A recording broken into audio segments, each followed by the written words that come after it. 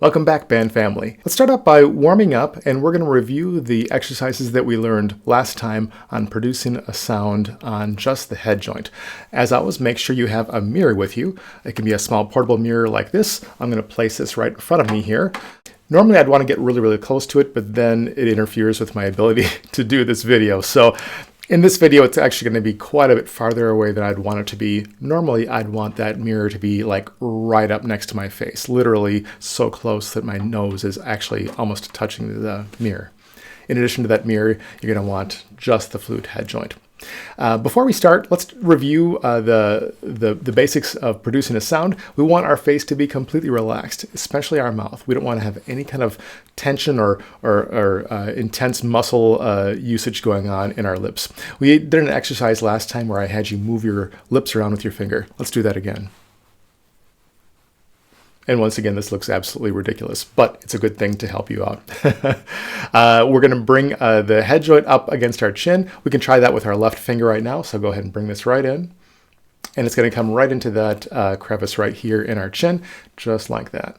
As I do it, I'm going to have it positioned just high enough where I catch the edge of my lip. It's going to cause that lip to turn forward just a little bit. As you do this, you're going to see the wet part of our lip. Let me explain what I mean. We have a couple different parts of our lip anatomy. We have our skin down here of our chin, but then where the lip starts, we call that the pink of the lip right there. That's the dry part. And then if you keep looking inside, there's the wet part of our lip as well. So we have the skin, the pink, and then the wet. We should be able to see the wet part of our lip as that finger comes in. And you can tell that it looks kind of shiny because it's literally wet. It's the inside of our lip. So as you do this, make sure that that lip is being pulled over by our finger. Let's try the same thing now. We're going to do the closed head joint exercise. If you recall, our left hand is going to hold the head joint at the crown. The crown is that little part on top. I've got that crown in my left hand, and I'm going to cover up the rest of the head joint with my right hand, the palm of my right hand, just like this. I'm going to bring it into my face. As always, I want to make sure that the flute comes to me. I don't go to it. I'm playing the flute. It's not playing me. So let's try playing some long sustained notes using the closed head joint exercise.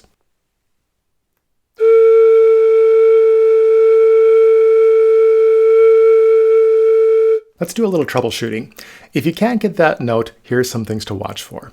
First, we want to make sure that the head joint is completely flat to the ground. The hole on top, that embouchure hole, needs to be perfectly level, perfectly flat to the ground. If it's turned out away from you, or if it's turned out towards you, that's not going to work.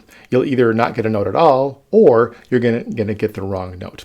That Bandmate app is pretty important. That's the app I talked about last time. And as you bring this instrument in to play that closed head joint note, the note that should appear on Bandmate is an A. So make sure it says A as you do that.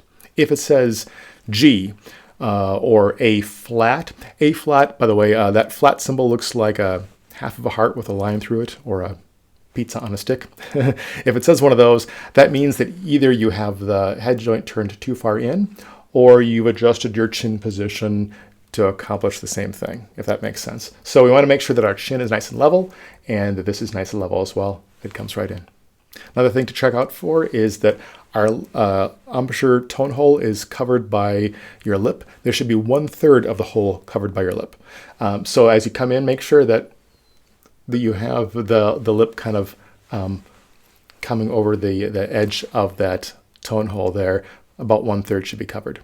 If you can see any part of this silver lip plate on the closest side to your face, that's bad. That means that it's probably turned out like this, or your lip is sucked way in, or like that. And you want to make sure that that lip is coming out over the edge of the tone hole. In the past, I've joked that we can put secret information right there on the tone hole embouchure plate. We could put our locker combination or passwords there, because nobody will ever see it when we're playing flute, right? Because that inside part there is going to be covered by our lip. Another thing to think about is that inside edge of the tone hole is going to be touching the edge of our lip right here. Right now, go ahead and take a fingernail and trace along the edge of your lip. That's the edge between the skin and the pink, right? That feeling of that fingernail right there should be right where the edge of the tone hole hits my face, for the most part. Everybody's lips are slightly different, so you might have to adjust it slightly, but for most people, that's the way it's going to fit. As you play this note, you want to make sure that the opening between your lips is relatively small. It should be one hole right in the center, and it should be small and diamond-shaped. If you find that it's this giant opening, then you need to decrease the size of the opening between your lips. We don't want to use any muscle pressure and clench our lips together because, again, when we play flute, our lips should be completely relaxed. But we do need to have them touch. I used the example in our last lesson, thinking of 2 cupcakes covered in frosting. Got 1 cupcake here, 1 cupcake here. Turn them over, gently touch them together, and the frosting meets in the middle, but don't mash those 2 cupcakes together. We don't want to destroy them. We just want the 2 cupcakes to gently touch. Cupcakes. Now I'm hungry. So let's try this one more time. This is the closed head joint note.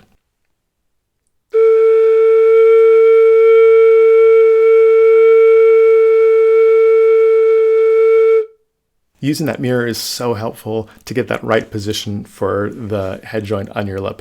Things to look for in the mirror: make sure that your opening is small, and since you're so close to that mirror, like right up next to it, you can easily see that opening between your lips. Make sure that you can see the wet of your lip. Make sure it's turned out like that as that lip plate comes in and touches it. If it's sucked in like this, it's not going to work right. Something to look out for as well: check out your corners. The corners of your mouth should not be smiling. So if you feel like you're smiling when you play, we're not smiling when we play flute. We're actually going to be frowning a little bit. So think about the corners coming down, like you're being very sad. So you'll notice as your finger comes in, my corners are, if anything, they're kind of down. We don't want them to be back like we're smiling. So I guess we're going to look kind of frowny when we play flute. Next up, let's try our second head joint exercise. That is the open head joint. If closed head joint looks like this, the open head joint looks like this. We'll still hang on to that crown with our left hand, but our right hand is going to grab the flute head joint and not cover the end. This one tends to be a little bit less forgiving. You need to be very careful about where you place this. If you're too far one way or the other, it's probably not going to work. Let's give it a shot. Open head joint.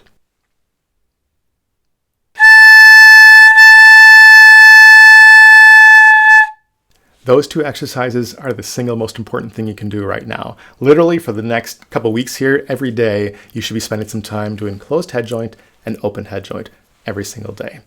If you get better and better at this with the mirror, start closing your eyes before you bring it in. In other words, have your eyes closed, bring that instrument in, and try to see if you can get the correct sound. If you need to, open your eye in the middle, or you can also open your eyes to check to see if it's correct. But try it with your eyes closed, but have the mirror nearby. Do this every day for at least 5 to 10 minutes, and you'll get better and better in no time. I think I told you the story in our last lesson about how when I was learning flute, I would spend a lot of time in front of the mirror every day. Now, I learned flute as an adult, and at the time I was working at a law office, and I was living in an apartment, so I couldn't really play instruments at home without disturbing my neighbors. So I would bring my flute to work, and I would stay after when everybody else would go home, and I would go to the restroom, get in front of the mirror, and just practice flute head joint every single day, because that's how you get better at playing flute, head joint practice. Next up, let's teach you how to assemble your instrument. Now, we're not going to play the entire instrument yet, but I want to show you how to assemble it. Let's start by picking up just the body of the flute, and we're going to hold it with our right hand near the top. Let me describe some parts on the body because it's important you learn how not to damage it. These delicate metal discs are called keys, and that's how we change the different notes. But they're very delicate and they need to form an airtight seal. If you find that you're pressing really hard on these keys as you assemble it, you could easily bend that metal and get them out of position, and then you won't have an airtight seal. So as we hold this flute, I want you to hold it primarily by the areas where there are no keys. So for example, for this body, I'm going to hold it up here with my hand touching where there are no keys. Then I'm going to grab the head joint with my left hand. This does not have any keys on it, so it's not too hard to touch it safely. When I align these two, I have my palms facing towards me. The thumbs are both pointed towards the ceiling. I'm going to line up the top of the head joint and this part of the body, and I'm going to line the two up and twist them together, push them all the way. As I do this, I want to make sure that they're lined up correctly. If they are at an angle, you're going to find that you could dent or bend the metal. So make sure that these are not bent at all. Make sure they're lined up perfectly parallel, and then push them together. If it does not go together easily, double check to make sure you don't have it at a weird angle. Sometimes doing the twisting action kind of helps as well to make sure it goes all the way. Once that's in position, let go of your left hand. Your right hand is still on the body of the instrument. Left hand lets go of the head joint. Next up, take your left hand and pick up the foot joint of the flute. That's the other part that's still in the case. The foot joint also has keys on it, so we need to make sure that we're not damaging that foot joint as we hold it. To hold it, I'm going to use my left hand, and I'm going to put it primarily on the back of the instrument. However, I am going to need to touch these keys because the foot joint is just so small, there's no other way to do it. So what I'm going to do is I'm going to wrap my fingers flat like this along the keys, and my thumb alongside just over here. As I do this, I want to make sure I'm not putting any sideways pressure on the delicate keys or these rods. That's the long skinny parts here. And I definitely don't want to touch these delicate keys right up there on top. But if I hold these flat like that and everything else is not touching the keys, I should be in good shape. So I have the body of the flute still in my right hand. I now have the foot joint in my left hand. Once again, I'm going to line these up together, having my palms face me, thumbs facing up. I'll line the two up, and with a slight twisting motion, push the two together. As before, we want to make sure that we are not angling the two in a weird way. We want to make sure they're perfectly parallel, and then when I twist them together, they're going to line up just like that. It looks like the flute is ready to go, but it's not quite ready yet. There's two more things that we need to do. The first is we need to rotate the different parts of the flute so that they're lined up correctly. On the end of the flute here, this is incorrect. It looks correct, it's actually incorrect. The rods of the body and the rods of the foot should not be lined up together. They should actually be offset slightly. I'll show you what I mean. So I have the body of the flute here, the foot joint here. I am going to rotate it so that the rod of the foot joint is lined up with the keys of the body, which seems weird, but that is actually correct. So the rod of the body does not line up with the rod of the foot joint.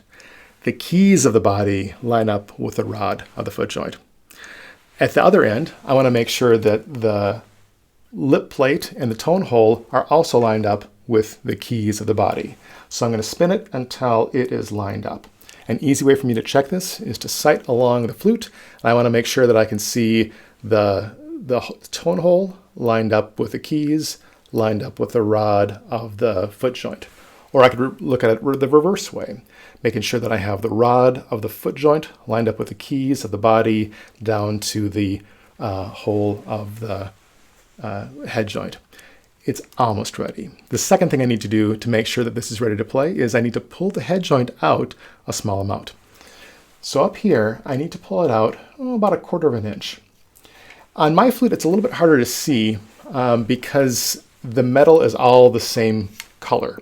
Your flute probably does not have all the same color. It's probably a different color on the bottom, like 1.5 inches. So on mine, it's hard to see, but there's actually a small line. You probably can't see it on the camera there, but that line is where on your flute, it's actually a different color of metal.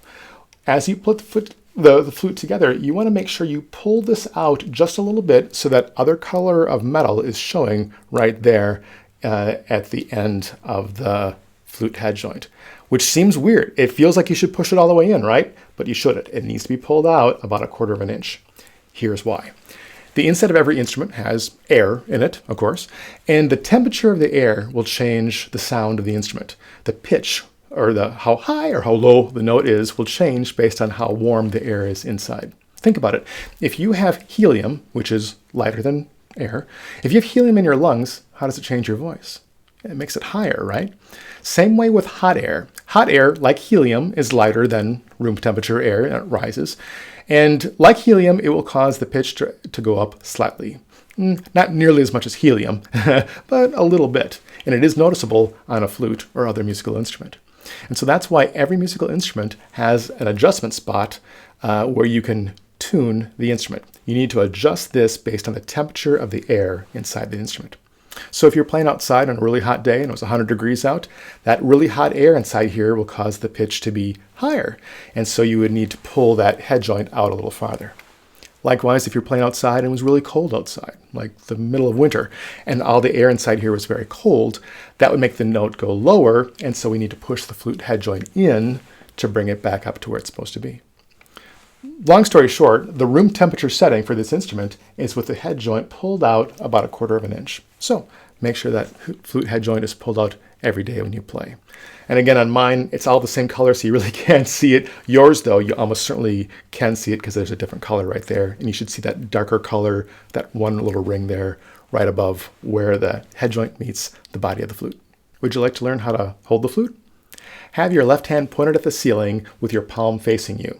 You'll notice as you do this with your left hand, the thumb is pointed to your left. With your right hand, I want you to form a little munching dragon, nom, nom, nom, nom, and have it pointed away from you. So we've got the left hand pointed up, right hand munching away from you. This is the basic hand position you're going to use for playing the flute. Left hand this way, right hand this way. To hold the flute, we're going to put in that left hand, the flute right on this part of our first finger there. We call it the shelf. So where that first finger ends, that's the shelf, and that is where the flute is going to rest. For now, you can take your thumb and you can press it on the bottom of the flute. You see these two little keys right there? I want you to press them both down for now. And then we're going to have our fingers pressed down on the keys. It's going to go skip one finger, skip finger, finger. And the pinky is going to rest right there on that part that sticks out. I'll show you again. So on our left hand here, we skip that key, put a finger there, skip finger, finger, and our pinky goes on the pinky rest. Skip finger, finger, pinky. Our right hand is going to do the back 3 keys right there, 1, 2, 3. And our pinky is going to go on this very first lever right there. Underneath the instrument, my thumb is going to be in the bottom. Usually it's going to be right between the first and second finger. So if I put all my fingers down, this is what it looks like. Thumb is covering both of these. Skip finger, finger, pinky and the pinky rest. 1, 2, 3 in the right hand, and my pinky is going to go right there. Thumb is going to be underneath the instrument, pointed towards the audience, right between the first and second finger. So this is how we hold it, but it's a little bit confusing for a couple reasons, and I want to point out some important things right now. First, that right thumb, super important. It's got to be pointed towards the audience. If you wrap it under like this and it points toward the ceiling, it's going to cause problems for your fingers. Make sure you're on the very thumb tip, just like this. With our left hand, we want to make sure that we're on that shelf. It's really easy for beginners to let it slide down, and it's going to come down here like that, and it's going to screw up your other fingers. Make sure it's up on that shelf. You'll notice that my left hand is actually curved backwards like this a little bit, and that's how I can help keep it on that shelf. As an experiment, try holding the instrument with just thumb, first finger, and then on nothing else in that hand. Can you still hold it? Or does it feel like it's sliding down? Now, try taking the thumb off. Does it stay put? Hopefully it does. If it falls, that means that it probably wasn't on the shelf. So we want to make sure that our hand is underneath the instrument and it's going to be on that shelf. Over here on the right-hand side, check your thumb again and make sure that pinky is pressed down over there, just like that. So we play a game called the grab and go game. Here's how it works. We're going to take the flute, lay it down on your lap, and for this, you should probably be sitting cross-legged on the floor. This is the game I usually play with flute players. We all sit cross-legged on the floor with our flutes in our laps. Take your hands, place them along the ground either side of you. When I say go, I want you to put your hands in the right spot on the flute and hold it up in front of you. Then say, done. On your mark, get set, go.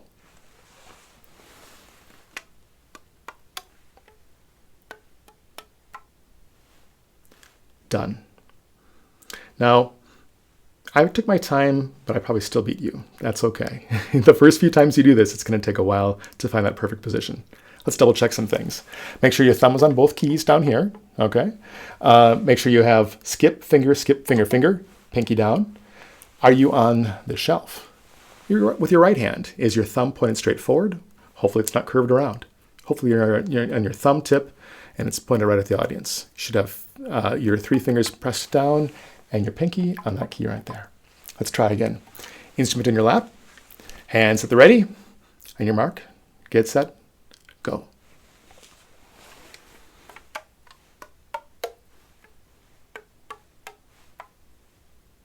Done. How did you do? Did you beat me that time? Hopefully you did. Again, double check, thumb on both keys, open finger, finger. We got our pinky right there, 1, 2, 3, and our pinky right there.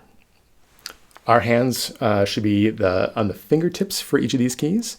Don't have them go over like that. Have just the fingertips pressed down. That's actually really important. You'll notice that on my flute, there's open holes on my keys, and I need to make sure that I'm sealing those open holes with my fingertips. If my fingers went over like that, I'd have air leaking out. Your flute probably doesn't have the open holes, and that's okay, but you still need to have your fingers right in the middle, both because if you ever do get an open hole flute, you want to make sure you can seal it, but also just because your fingers are going to operate more quickly if you're using your fingertips rather than your entire fingers. Let's try the grab and go game one more time. Here we go. Instrument in your lap, hands down, on your mark, get set, go. Done. That time I didn't take it slowly, I went a little bit faster. You'll get faster and faster at this every day. So in addition to working on the closed and open head joint exercises every day, review using this video how to assemble the instrument, including how to align all the different parts, and try the grab and go game a bit. I'm going to give you a little bit of bonus content. This is optional. If you feel like you're not quite ready for this, that's totally fine. But if you would like to try a little bit more, I'm going to show you how to produce your very first note on the flute. To do this, I want you to sit on your chair, but then take the chair and slide it 45 degrees to the side. So now you're facing the corner of the room. Now take your chin and face the front. So my body is actually turned to the side, including my shoulders, hips, knees, everything, and only my head comes this way. We do this because as we play flute, we want to make sure it's comfortable to play. My arms are now over my knees, and they're in the perfect position to hold the flute as long as my head is facing this way. If I find all my correct spots on the flute, and then I basically angle the flute flat like this, I'm now in a very comfortable position to play. I'm making sure that all my hands are in the right spot. I'm on the shelf here, of course, and I'm simply going to bring the instrument into my face and play. The one change I'm going to make, though, you'll have all your fingers down except the left pinky. So find that left pinky, lift that one up. Have it up above the instrument, not below. Everything else is exactly the same. Thumb, 1, 2, 3, 4, 5, 6. Right pinky is down, left pinky is up. So face the corner, turn your head, bring your instrument up, bring it to your face, and then try making a sound.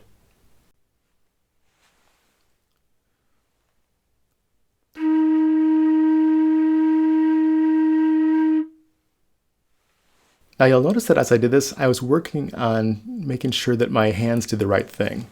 I would turn my head to the left because I was facing correctly 45 degrees to the right.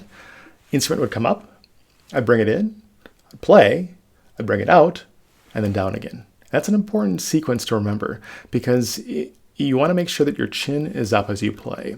The instrument comes up and comes to you. It goes away and then it comes down. Sometimes beginners get in the bad habit of looking down, and then they'll start to do this.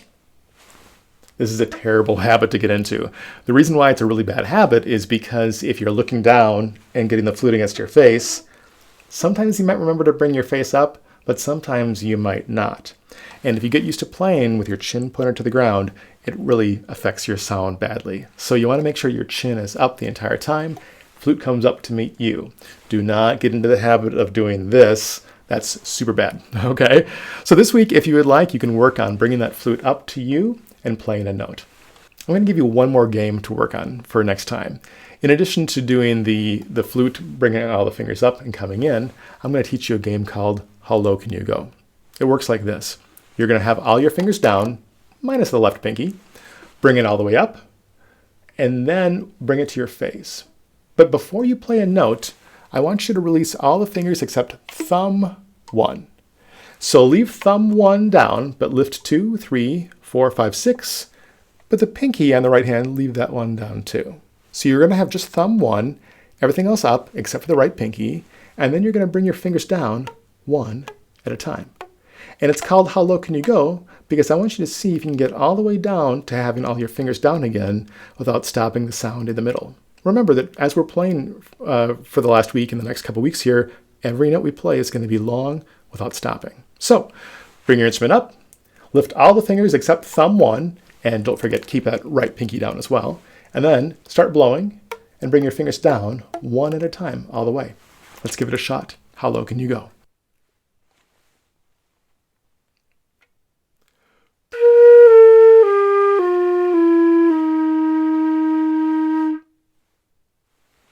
How did you do? Were you able to bring the flute up correctly with all the fingers down except the left pinky? Were you able to bring it in? Were you able to bring all your fingers up except for thumb 1 and your right pinky and then go all the way down? How many notes did you get before you ran out of air? The trick to getting lots of notes without running out of air is to keep the opening small, so gently bring your lips together without using any muscle tension. Fill up with plenty of air before you start, and the more you do it, the easier it will get. I'm going to give you one other caution, though, as you start to work on this exercise in particular. You're really going to be holding a lot of air coming out for a long period of time, and you're going to be using a ton of air, both breathing in, breathing out. If you ever start to feel sparkly and the blackness starts to come in from the corners of your vision, you should sit down, because that means you're breathing so much that you're starting to get a little lightheaded. And at that point, sit down for safety reasons. In the beginning flute players sometimes overextend themselves for how much air they're using and get a little lightheaded. So yeah, if you start to feel a little sparkly, sit down. Well, that's all we have for this week's lesson. Every day, don't forget to focus on the basics. You should be doing exercises with the head joint, both closed and open, always in front of a mirror. Then work on assembling the instrument correctly, lining everything up. Work on the grab and go game, seeing how quickly you can bring the instrument with all the fingers in the right spot. And then optionally, if you'd like, in front of a mirror, you can try doing that exercise where you have all the fingers down except for the left pinky. And if you really want to take it to the next level, start working on your how low can you go exercise to work on that finger placement as well as your length of sound. So until next time, go practice.